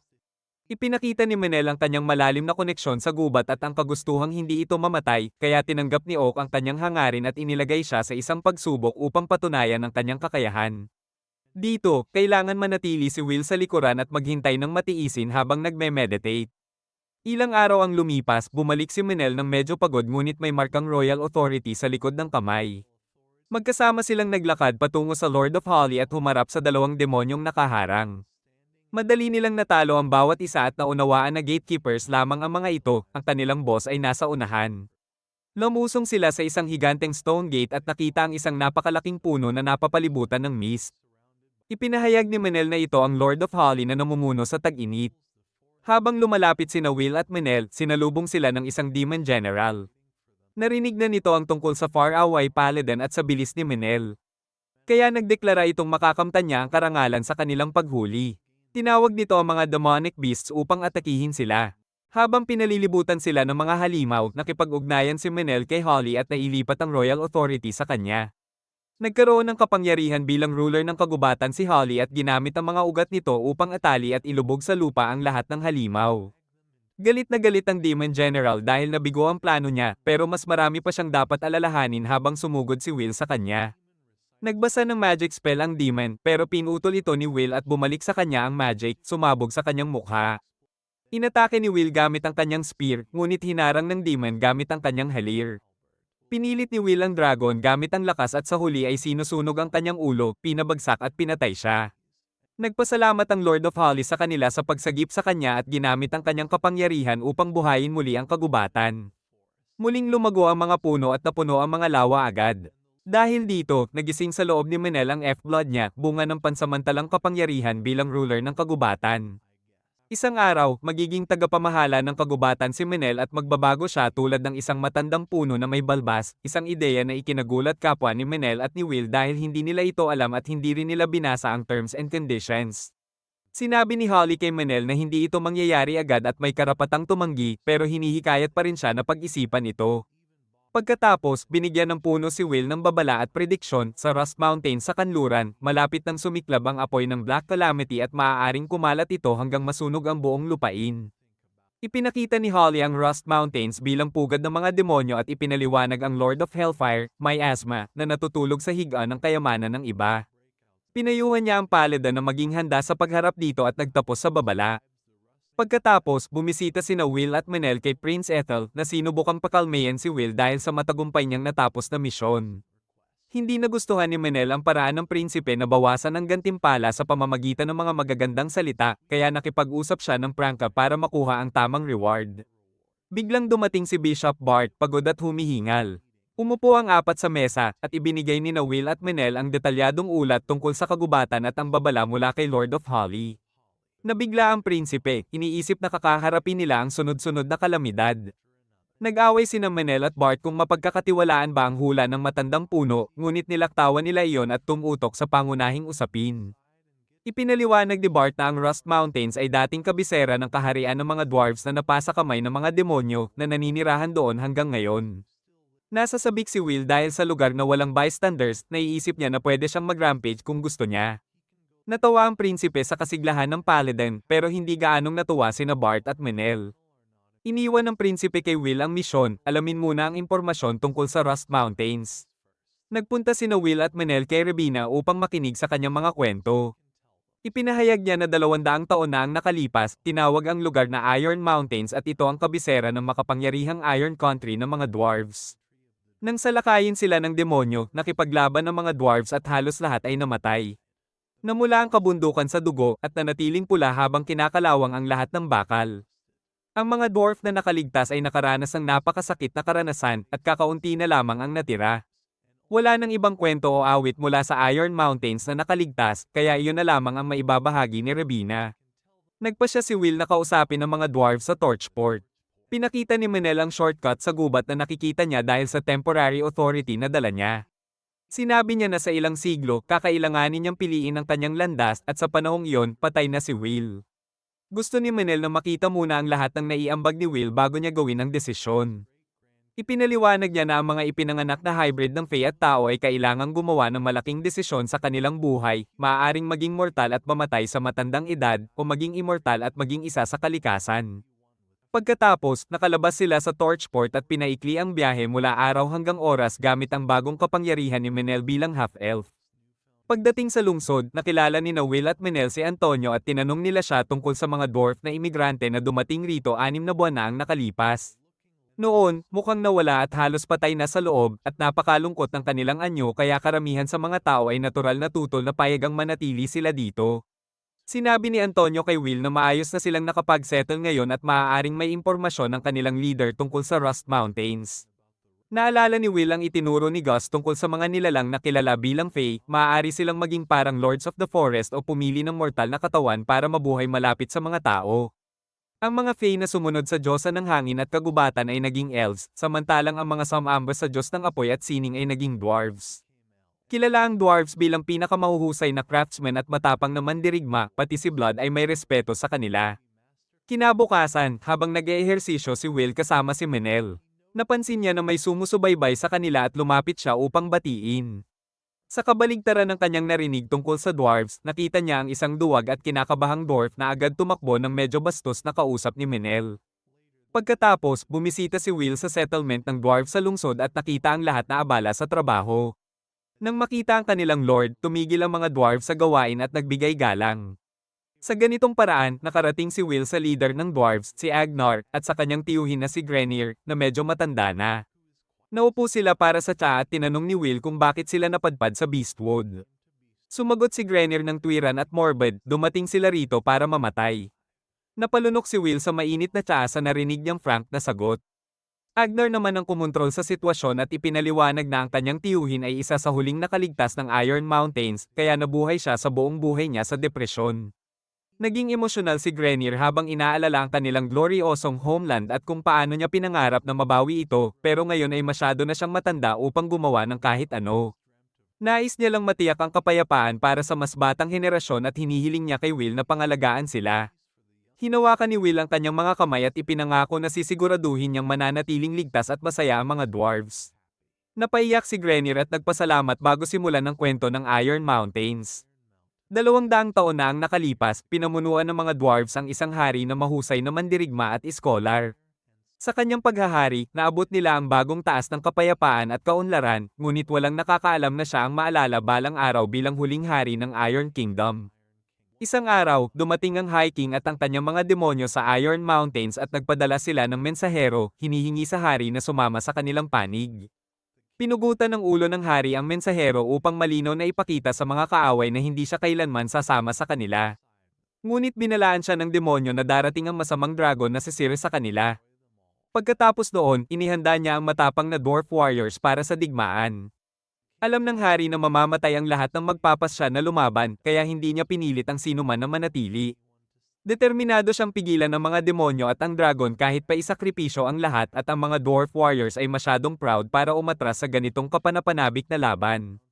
Pinag-utos ng hari na lahat ng hindi sanay sa pakikipaglaban ay lisanin ng bansa, lunukin ang kanilang pride, at mabuhay sa anumang paraan upang balang araw makabalik sila at talunin ang kanilang mga kaaway. Habang tinatapos si Grenir ang kanyang kwento, umiiyak siya sa kahihiyan, panghihinayang, at guilt. Noong panahong iyon ay isa pa lamang siyang bag-itong gwardya at hindi nakalaban kasama ng kanyang hari. Inatasan siyang pangunahan ng mga sibilyan patungo sa kaligtasan, ngunit marami ang namatay sa mapanganib na daan sa bundok at tinakpan siya ng guilt sa pag-survive matapos mawala ang lahat ng mahal niya. Naiiyak din si Will habang pinapakinggan ang kanyang kwento. Pagbalik niya mula sa tahanan ng dwarves, nakita niyang may naganap na gulo sa isang inn sa pagitan ng dalawang lasing na lalaki. Sinubukan ng Snowflake Dwarf na nahuli niya nung umaga na pigilan ng mga lasing, ngunit pinagsama-sama sila at pinalubog siya. Pinigil ni Will ang dalawa bago sila makagawa ng anumang pinsala at tumakas sila sa takot, iniwan ng kanilang pera. Nagising si Ru, ang dwarf, na kinakabahan at tinanong si Will ang kanyang pangalan. Nagpakilala si Will at pinuri ang kanyang tapang. Tinanong niya rin ang manager ng inn tungkol sa gulo at sinabi nitong may sakit ang kanyang ama, kaya siya ang humahawak sa negosyo at hindi niya kayang labanan ang gulo. Nag-alok si Will na gamutin ang kanyang ama at sinabi na libre ang hapunan para sa kanila. Tinanggap nila ang alok at paglabas nila, nakita nilang inayos na ni Ro ang sira ng pinto, at lahat ay humanga sa kanyang kakayahan, kahit nakulang siya sa kumpiyansa sa sarili. Habang magkasama, sinabi ni Ro kay Will na matagal na siyang tagahanga nito. Ipinahayag niya na siya ang prinsipe ng dwarves at pinalaki bilang protektado, kaya wala siyang tiwala sa sarili at madalas pakiramdam niya ay walang silbi. Pinayuhan siya ni Will at sinabi na tapang na siya sa kanyang sariling paraan. At inalok na tulungan siya kung gusto niyang maging mas malakas. Tumango si Ro at humiling na turuan siya ni Will upang maging isang matapang na mandirigma. Pagkatapos ng hapunan, inihatid ni Will si Ro pabalik sa kanyang settlement. Lahat ng dwarves ay labis ang pagkabahala at nagbabantay sa kanya, sinasabing huwag siyang lumabas nang hindi nagsasabi, ngunit nakialam si Will at humingi ng paumanhin sa pagkaabala. Biglang lumapit si Giles, isang matanda at veteranong mandirigma, tinanggap ang kanyang paumanhin at tinanong kung ano ang balak ni Will kay Ro. Ipinahayag ni Will na gusto niyang gawin si Ro na kanyang aide, na nagdulot ng panik sa mga dwarves dahil nangangahulugan itong may lalagay ang prinsipe sa panganib. Pinilit nila siyang tanggihan ng alok, ngunit sinabi ni Will kay Ro na siya mismo ang pipili ng kanyang kapalaran. Nag-iipon ng tapang si Ro at idineklara na nais niyang magsilbi kay Will at maging isang matapang na dwarf warrior tulad ng kanyang mga ninuno. Sawa na siya sa pagiging protektado at ayaw na niyang mabuhay bilang duwag. Kumupa si Ro kay Will at humingi ng kanyang pagtanggap bilang alipin at tinanggap ni Will ang kanyang panata ng katapatan. Tumingin si Will sa mga dwarfs at tinanong kung ano ang kanilang gagawin ngayon na ang prinsipe ay nanumpa ng katapatan sa kanya. Lahat ay nalilito, ngunit lumapit si Gus at tinanggap ang desisyon, ipinaliwanag na ang isang tao ay dapat pumili ng kanyang sariling kapalaran. Binigyan niya si Ron ng huling leksyon tungkol sa katapatan at sakripisyo at tiniyak na makikipag-usap siya kay Grenir tungkol dito. Opisyal nang naging bagong kaalyado ni Will si Ro. Una nilang tinalakay ang kanyang sahod. Hindi masyadong iniisip ni Ro ang halaga nito, ngunit salamat sa aral ni Gus, alam ni Will na mahalaga ang pera sa mundo. Nagdesisyon siyang bayaran si Ro ng maayos, kasama ang kanyang tirahan at kagamitan. Kinabukasan, nagsimula na ang training ni Ro bilang dwarf. Nagjogging sila sa paligid ng lungsod. Pero maliit ang mga binti ni Ro kaya mabagal siya. Pilit niyang hinahabol si Will at hindi sumusuko. Pagkatapos, dumating ang oras para sa muscle training. Pagod na pagod si Ro sa pull-ups, kaya sinabihan siya ni Will na magpahinga sandali. Doon, ipinakilala ni Will kay Ro si Manol. Napatingin si Ro ng parang manok sa gulat pero humingi agad ng paumanhin si Manol sa pagiging bastos niya kanina at pinakalma si Ro. Kinabukasan, nag-train ulit sina Will at Ro. Pinili nila ang freestyle wrestling para subukan ng lakas ng isa't isa. Ginamit ni Ro ang lahat ng lakas niya para itulak si Will pabalik pero sobrang lakas ni Will kaya bumagsak siya sa lupa. Grabe ang excitement ni Ro sa move at agad niyang hiniling kay Will na turuan siya nito. Pagkatapos, nakatanggap si Will ng liham mula sa Bishop. Sinasabi rito na ang dragon na natutulog sa Rust Mountains ay isang sinaunang dragon na tinatawag na Vac-Era. Naalala ni Will na konektado ang dragon sa babala ni Holly, sa kasaysayan ng mga dwarves, at sa chimera na kanyang nakalaban dati. Sa mitolohiya, ang mga sinaunang dragon ay pangalawa lang sa mga Diyos sa lakas at mas malakas pa sa mga gods, clones o echoes. Habang nalulunod si Will sa pangamba tungkol sa hinaharap, narinig niya sina Manol at Ron na nagtatraining sa labas. Pinanood niya sila at nakita na nasa mock duel sila. Lagi raw nagdadalawang isip si Ro tuwing may pagkakataon siyang suntukin si Manol na puro pang-aasar ang ginagawa. Pero sa huli, napairita siya ni Manol at nakabagsak si Ro ng tama sa tiyan nito. Namangha si Will sa parehong teaching method ni Manol at sa progreso ni Ro. Pagkatapos, ipinaliwanag ni Will kay Ro ang kahalagahan ng tamang pagkain at pinapilit siyang ubusin lahat ng pagkain sa plato niya. Habang kumakain, ikinwento ni Ro ang buhay niya, ipinanganak siya sa royal blood pero namatay ang kanyang mga magulang ng maaga. Pinangalagaan siya ng clan elders para protektahan pero hindi niya naramdaman na iyon ang tamang paraan ng pamumuhay ng dwarf. Sa panahong iyon, narinig niya ang kanta ng isang malayong paladin na nagbigay inspirasyon sa kanya. Mula noon, fan na siya ni Will at panaginip niyang makatrabaho at matuto mula sa kanyang bayani. Humiling si Ro kay Will na turuan siya ng tapang. Sumagot si Will na hindi niya magagabayan si Ro tungkol dito dahil hindi niya itinuturing ang sarili niya na sobrang matapang. Kahit na nakipaglaban siya sa Wyvern at Chimera, alam niya sa sarili na mas malakas siya at panalo siya palagi. Habang nasa opisina ni Will sina Ro, bumalik si ROV mula sa biyahe at iniulat na wala siyang nakitang kakaiba. Napansin niya si Ro at agad siyang itinuwid kasi mukhang duwag siya dahil sa nakukumpas niyang likod. Bukas ang isip ni Ro at handang matuto sa isang Giga Chad. Tinuruan siya ni ROV kung paano mag-fake ng kumpiyansa kahit wala pa ito. Mabilis ang panahon at dumating ang autumn na may masaganang ani. Wala pa ring senyales ng calamity mula sa Rust Mountains at lalong humusay si Ro dahil sa kanyang training. Isang araw, gamit ang sariling teknik ni Ro, napabagsak niya si Will sa lupa. Bigla namang tumakbo si Anna papunta sa kanila dala ang balita na may mga undead na nakita sa kagubatan. Nagpasya si Will na personal na tingnan nito at dinala si Ro. Buong armored na ang dwarf at sinabi ni Will na pupunta sila sa isang lugar na tinatawag na Pillar Mound na nasa west. Pagdating nila, biglang pinalibutan sila ng isang magic barrier. Pagdating nila sa mound, nakita nila ang mga kahoy na haligi na nakatayo ng nakakatakot sa lupa. Napansin ni Ro ang isang nakahod na tao at natigilan sa takot pero habang papalapit si Will, napagtanto niyang isa lang pala itong kahoy na scarecrow, marahil inilagay para takutin ang mga grave robbers na gusto manggulo sa lugar na ito. Nagdasal si Will para sa mga kaluluwa ng lahat ng taong inilibing dito at sumama si Ro sa kanya. Inisip niya na baka ang undead ay lumabas mula sa mga libingan pero ipinaliwanag ni Will na ang mga taong nakatanggap ng maayos na libing ay hindi nagiging undead, tanging ang mga naiwang nakalantad o may malakas na attachment sa mundo ang natatanggap ang biyaya ng Diyos ng undead. Sinabi niya na sa sariling paraan, mabait ang Diyos ng undead dahil hindi niya matiis ang makita ang paghihirap at kamatayan ng mga tao. Ibinibigay niya sa kanila ang buhay na walang hanggan pero hindi iniisip ang abala na dulot nito sa iba. Tinanong ni Ro kung paano alam ni Will ang tungkol sa isang masamang Diyos at itinabi ni Will ang mukha niya na pagtanto na sobra siya sa pagpapaliwanag. Bumalik sila pauwi matapos conclusion na ang undead na nakita rito ay marahil gawa lamang ng hallucination sa mist. Ngunit sa kanilang pag-uwi, natagpuan nila ang gate papasok sa isang nakatagong daanan at pumasok. Nakita nila ang isang malawak na tunnel. Pinailawan ni Will ang kanyang spear at binigyan si Ron ng apoy na torch. Habang naglalakad sa madilim na kuweba, narating nila ang pinakailalim na silid na maraming libingan. Nang subukang tingnan ni Will ang nasa harapan, isang nakakatakot na aura ang lumabas na halos pumihil sa kanilang hininga. Agad na nagtiyaga si Will at napansin ang isang uwak na naglalabas ng masamang aura at agad niyang alam kung sino ang kanyang kahaharapin. Binati siya ng uwak, matagal na tayong hindi nagkita, at sigaw ni Will na ito ay si Stagnate at tinanong kung ano ang ginagawa nito dito. Handa nang lumaban si Will pero hindi nakahanda si Stagnate makipaglaban. Sinabi nito na hindi siya narito bilang echo, kundi bilang herald lamang na may isang layunin, maghatid ng mensahe. Sinabi ni Stagnate na naubos ang kanyang lakas para makapasok sa mundong ito matapos ang pinsala nung huli at hindi siya makakapagpadala ng echo sa loob ng maraming taon. Narealize ni Will na ang undead na nakita rito ay pain lamang para akitin siya at mapasok sa bitag ng masamang Diyos. Siniguro ni Stagnate na hindi siya narito para maghiganti at gusto lamang maghatid ng mensahe, pero bago iyon, gusto niyang humingi ng paumanhin. Sinabi niya na ang echo na ipinadala niya noon ay bagong silang at minsan emosyonal at hindi rasyonal. Dahil sa hindi mature na kilos ng echo sa huling sandali nito, gusto niyang humingi ng paumanhin. Inihayag ni Stagnate na pinatay ni Will ang kanyang huling echo, ngunit inilalarawan niya ito bilang gabi ng matinding sakit at kasiyahan. Sinabi ni Will na pumunta na sa punto at ipinakita sa kanya ng uwak ang isang pahayag.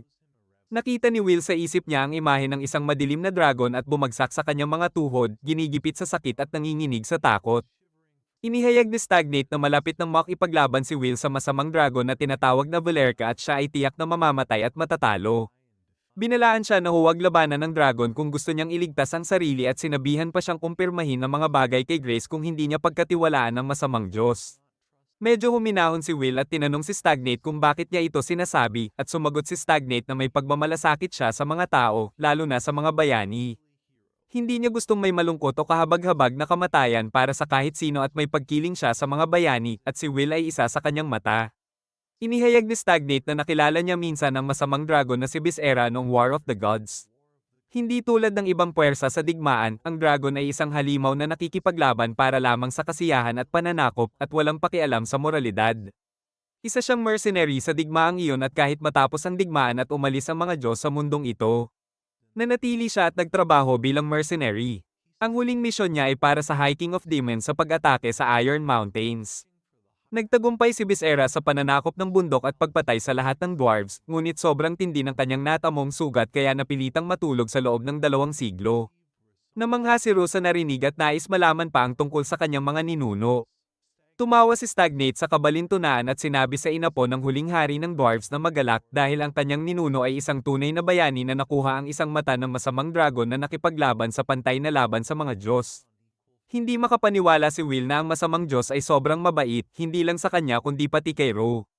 Pagkatapos, sinabi ni Stagnate na sa tamang panahon, magiging mas dakilang bayani si Will kaysa sa huling hari ng dwarves at mapapatay niya ang dragon, ngunit hindi pa iyon ang oras.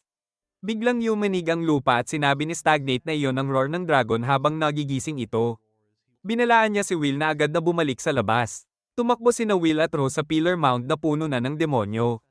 Nakipaglaban sila sa mga demonyo habang binabantayan ni Will ang di gaanong sanay na si Ro. Pagkatapos nilang mapatay lahat ng demonyo sa lugar, muling umalingaw-ngaw ang Dragon's Roar.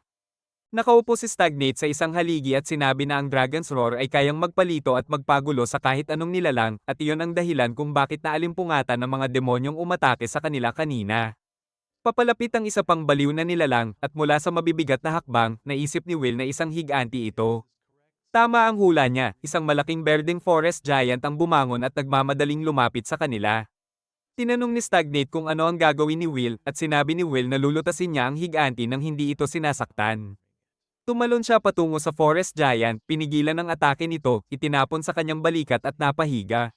Pagkatapos, ginaling niya ang isipan nito gamit ang kanyang blessing. Bumangon ang higanti at nagpasalamat kay Will sa Taglish. Sinabi ni Will na kaya niyang kausapin ito sa wika ng mga higanti at nalaman na balak nitong bumalik sa kanyang clan at lumipat sa ligtas na lugar. Ipinahayag ni Stagnate ang kasiyahan sa nakita kay Will pero sinabi niya na hindi pa siya sapat para labanan ng dragon ngayon. Ang pinakamainam na hakbang ay huwag munang labanan ang dragon at hayaang magwala ito habang nagsasanay si Will at nagpapalakas. Sa ganitong paraan, makakapagligtas siya ng mas maraming tao kaysa hayaang mamatay. Pagkatapos ng babala, lumipad palayo si Stagnate at bumalik sina Will at Rose sa kanilang tahanan. Doon nila nakita na ang Dragon's Roar ay nagdulot ng pagkabaliw sa mga halimaw malapit sa lungsod na nagdulot ng malaking pinsala. Ang pag-aayos ng nasira, pagtulong sa nasugatan, at paghahabol sa mga galit na demonyo ay umabot ng maraming oras at manpower. Pagkatapos ng paglilinis, nakatanggap si Will ng liham mula sa bishop na nakaramdam ng presensya ng mataas na ranggong demonyo kasama ang masamang dragon. Sinabi niya na walang kahinaan sa pag-iwas sa labanan minsan at umaasa siyang susundin ni Will ang kanyang payo. Lalong nalilito si Will sa kanyang desisyon at nagdarasal sa kanyang Diyosa na ipakita sa kanya ang tamang landas. Gusto niya na tiyakin ni Gracefield na kaya niyang manalo at handa siyang mamatay sa laban kung ito ang utos niya, pero walang ibinigay na senyales si Gracefield. Nalulunod si Will sa kanyang iniisip nang pumasok si Manol sa kanyang kwarto at sabihin na may problema sa labas. Tumingin sila sa bintana at nakita ang mga dwarfs na nagtipon sa harap ng kanilang pintuan. Gusto nilang malaman kung balak ba ng Paladin na patayin ang dragon. Sinubukang ipaliwanag ni Ron na hindi ito tulad ng Hobbit at hilingin sa kanila na umuwi.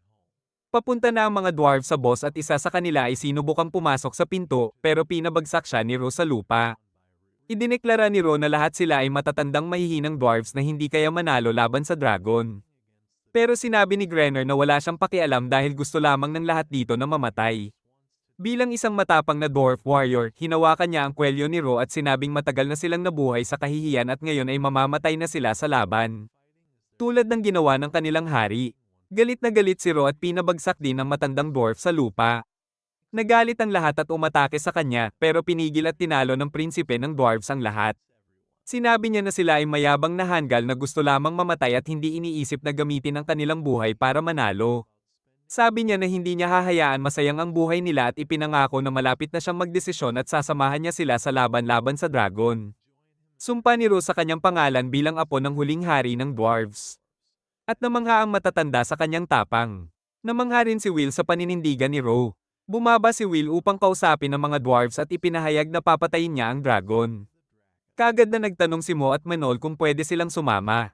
Nagboluntaryo si Grenner bilang gabay dahil nakita na niya ang Iron Mountains, pero pumasok si Gus at sinabi na mas angkop siya sa papel na iyon.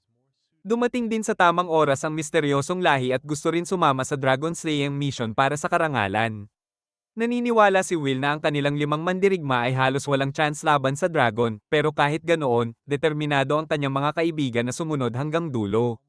Pinamotivate niya sila at sinabi na dapat silang maghanda para labanan ang dragon. Nagsimula ang lahat sa paghahanda para sa misyon.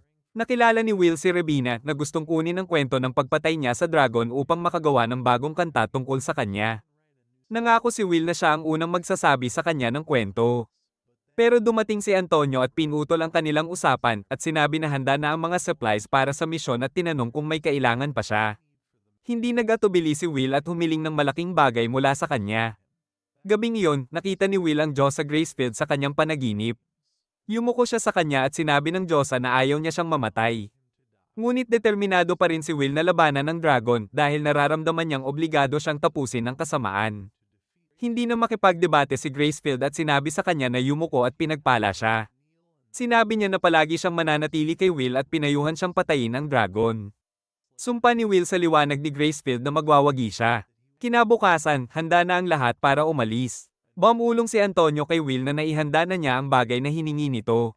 Nagpaalam din ang iba, kasama sina Ana at ROV na ipinahayag ang kanilang damdaming romantiko sa isa't isa at nangako si Manol na ikukwento niya kay Rebina ang lahat ng kwento ng pagpatay sa dragon pagbalik niya.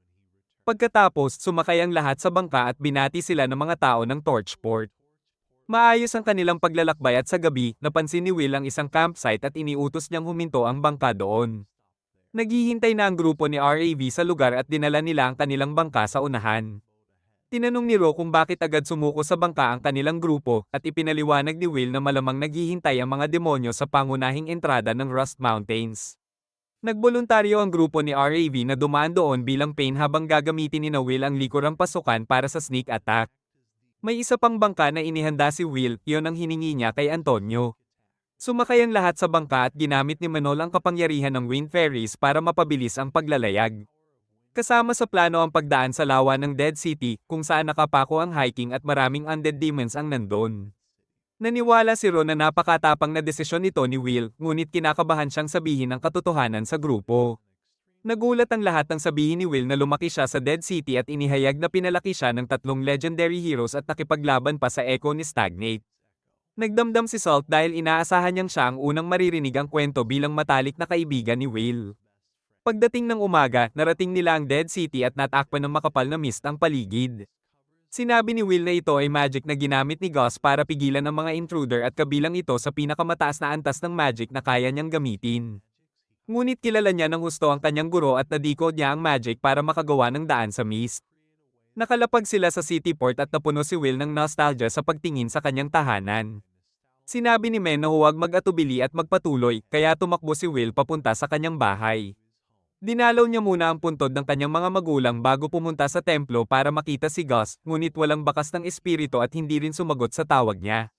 Natakot si Will na baka namatay na si Gus at malungkot na bumalik. Ngunit nandun si Gus at nag-peekaboo na nakapagpagulat kay Will. Masaya pa rin siyang makita ang kanyang lolo, ngunit ang unang tanong ni Gus ay kung kumita na siya ng malaki. Medyo nadismaya si Will pero sinabi na hindi lang siya naging kilalang paladin kundi pati na rin lord ng Beastwood area. Namangha si Gus sa kanyang nagawa pero nang malaman niyang single at virgin pa rin si Will, nadismaya siya. Gusto ng matandang espiritu malaman kung wala bang chance encounter kay Will sa magagandang babae sa kanyang pakikipagsapalaran. At malungkot na sinabi ni Will na nakilala lamang niya ang mga lalaki sa ganoong pagkakataon. Napatawa na lang si Gus. Pagkatapos, dinala ni Will ang kanyang mga kaibigan sa templo at sinabi na lalaban sila sa dragon. Nagalit si Gus at sinabihan si Will na hanggal siya dahil wala silang kakayahang talunin ang masamang dragon. Sinabi pa niya na wala silang sapat na pera para makuha si Velize sa kanilang panig. Agad na naintindihan ng mga kaibigan ni Will kung saan nanggagaling ang kanyang pagmamahal sa pera. Tinapos ni Gus ang kanyang lecture sa pamamagitan ng payo kay Will na maging flexible sa kanyang approach at huwag manatili sa iisang solusyon lamang. Pagkatapos nito, tinanggap niya ang mga kaibigan ng kanyang apo. Lumapit si Manol kay Gus at ipinahayag na siya, kasama sina Blood at Mary, ang minsang nakapagligtas sa buhay niya. Naalala siya ni Gus at sinabi na maganda ang pagtanda niya. Nagpasalamat si Manol sa pagliligtas sa kanya at sa pagpapalaki ng isang kahangahangang apo. Pagkatapos, pumunta si Will sa kanyang dating kwarto at ramdam niya ang alon ng nostalgia. Pagkatapos, bumalik siya kay Gus para sa isang pribadong usapan. Nais ni Will na malaman pa tungkol kay Visera at sinabi ni Gus na hindi niya nakita ang masamang dragon ng sarili niyang mata, kung nakita niya, susubukan niyang makipagnegosasyon upang iwan ang panig ng demons at sumali sa mga bayani. Sinabi ni Gus na kung gusto ni Will talunin ang dragon, dapat targetin niya ang lumang sugat nito dahil sobrang matigas ng kaliskis ni Visera na kahit si Blood ay hindi basta makakapasok. Bukod pa rito, ang mga sinaunang dragon ay nabubuhay mula pa sa panahon ng mga Diyos at bilang isa sa kanila. Labis na nalalampasan ni Visera si Will sa kakayahan sa magic. Ang dragon ay higanti, mabilis, matibay, at wala pang nakalaban sa close combat. Narealize ni Will kung bakit sinubukang balitaan siya ni Stagnate at nagulat si Gus nang marinig na ang Diyos ng Undead ay patuloy pa ring nagbabantay kay Will. Napasulyap siya kay Stagnate bago nagpasalamat sa kanya sa pagbibigay ng pagkakataon na lumaki ang isang kahangahangang apo. Muli, tinanong ni Gus si Will kung sigurado ba siyang lalaban sa masamang dragon. At sumagot si Will na kailangan niyang talunin ng dragon o maraming tao ang mamamatay. Pagkatapos ng malungkot na usapan, kinausap ni Will si Gus tungkol sa kwento ng 3 heroes na nagligtas sa isang half-elf na babae mula sa atake ng Wyvern at nagbigay sa kanya ng pautang para sa kanyang kinabukasan. Sinabi ni Will na hinihintay pa rin ng half-elf ang pagbabayad ni Gus at tinanong kung maaari niyang kunin ang perang iyon. Masaya si Gus na payagan siya at naalala na may isa pa siyang bagay na makakatulong kay Will. Ang kagamitan ng mga bayani na lumaban sa hiking ay nasa lungsod pa rin. Gusto ni Gus na kunin ni Will at ang kanyang mga kaibigan ang anumang gusto nila. Pinangunahan niya sila sa isang bakanteng workshop at ginamit ang magic upang ipakita ang isang lihim na pinto na papunta sa underground armory. Namangha ang grupo sa koleksyon ng mga sandata. Sinabi ni Gus na kunin nila ang anumang gusto nila. Kinuha ni Will ang isang malaking shield, iniisip na makakaprotekta ito sa Dragon's Breath. Sinabi ni ROV na mas mahalaga sa kanya ang tiwala at compatibility kaysa performance ng armas, pero hiniling niya kay Gus na i-engrave ang magic word sa kanyang espada para magkaroon ng extra skill. Pagkatapos, kinuha ni Manol ang isang legendary great bow na dating ginamit ng isang sikat na elf warrior, at nalaman ni Gus na pareho sila ng bloodline. Kinuha ni Gus ang armor ng isang dwarf warrior at kinuha ni Ro ang mabigat na halberd. Nag-isip si Will sa lahat ng legendary heroes na lumaban sa hiking at nagdasal na makamit nila ang kapayapaan kung nasaan man sila. Nagpasalamat siya sa kanilang mga sandata at iniisip na ngayon ay panahon na niya upang iligtas ang mundo mula sa malaking kasamaan.